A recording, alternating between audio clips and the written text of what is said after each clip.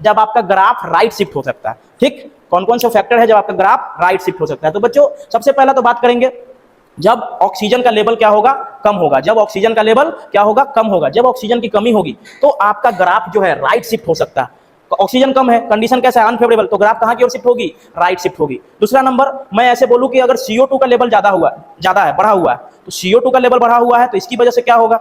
या फिर मैं ऐसे बोलूं कि मीडियम अगर एसिडिक है तो ग्राफ राइट शिफ्ट हो सकता है। तो जैसे ही बच्चा CO2 का लेवल बढ़ता है तो CO2 का लेवल बढ़ने से ब्लड में क्या होता है, ब्लड में H आयन की कॉन्सेंट्रेशन बढ़ती है। और आपको पता है, आप सबने 10th 11th 12th क्लास में पढ़ के आया, जब भी H+ आपकी बढ़ती है तो pH क्या होता है, कम होता है। और pH अगर कम हो रहा है 7 से नीचे, जितना ज्यादा pH नीचे होगा उतना क्या होगा, एसिडिक होगा।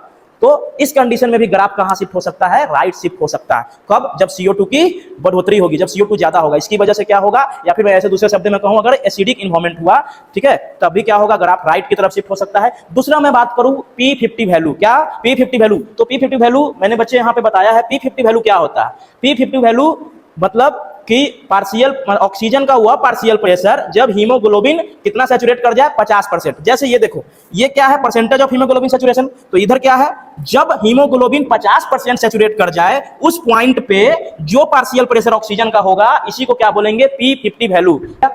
तो जब भी बेटा आपका ग्राफ राइट शिफ्ट होता है तो P50 वैल्यू क्या होता है, बढ़ता है। ठीक, इसका देखो P50 वैल्यू नॉर्मल यहाँ है, ग्राफ अगर लेफ्ट शिफ्ट हो रहा है तो ये P50 वैल्यू किस तरफ आ गया, यहाँ पे, और यहाँ पे कंसंट्रेशन कितना है, लगभग 10। और P50 जब वैल्यू बढ़ रहा है तो ग्राफ राइट शिफ्ट हो रहा है। तो बच्चों एक और फैक्टर क्या है कि जब भी ग्राफ को राइट शिफ्ट होता है तो P50 वैल्यू क्या होता है, बढ़ती है। ये बात क्लियर हुआ, समझ में आया। और दूसरा क्या कंडीशन है, जब भी आप टेम्परेचर बढ़ाते हैं, ठीक है, आसपास के सराउंडिंग इन्वायरमेंट का अगर आप टेम्परेचर बढ़ाते हैं तो उस कंडीशन में भी आपका ग्राफ क्या होगा, राइट शिफ्ट होगा। अराउंड 40 या 45 के बीच में जब भी आप टेम्परेचर को बढ़ा देते हैं तो आपका ग्राफ राइट शिफ्ट होगा। और ये सब जो है ये कहां होगा, तो बच्चे आप, जब मैंने एक्सचेंज ऑफ गैसेस पढ़ाया था तो वहां पे मैंने समझाया था कि टिश्यू लेवल पर जो पार्शियल प्रेशर ऑक्सीजन का होता है वो कितना होता है, 40 होता है। ठीक है, और वहां पर CO2 का लेवल 45 होता है, मैंने बात की थी, क्योंकि टिश्यू में ऑक्सीजन कंटिन्यूअसली यूटिलाइज हो रहा है और CO2 का ब्रेकडाउन हो रहा है, ग्लूकोज टूट रहे हैं तो CO2 बन रहे हैं। तो इस वजह से आपका कब होगा graph right shift, graph shift right होने के लिए कंडीशन अनफेवरेबल, ऑक्सीजन कम, तो ऑक्सीजन कम कहां होती है, टिश्यू लेवल पे। समझ में आया।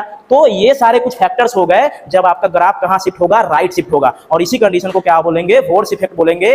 और जब ऐसा कंडीशन होगा, अनफेवरेबल कंडीशन होगी, तो क्या होगा, ग्राफ राइट शिफ्ट होगा। इसलिए इसको बोलते हैं आर शिफ्ट या फोर्स इफेक्ट। और इसमें क्या होगा, हीमोग्लोबिन ऑक्सीजन से डिसोसिएट होंगे, दूर होंगे, क्योंकि ऑक्सीजन की कमी है, अनफेवरेबल कंडीशन है।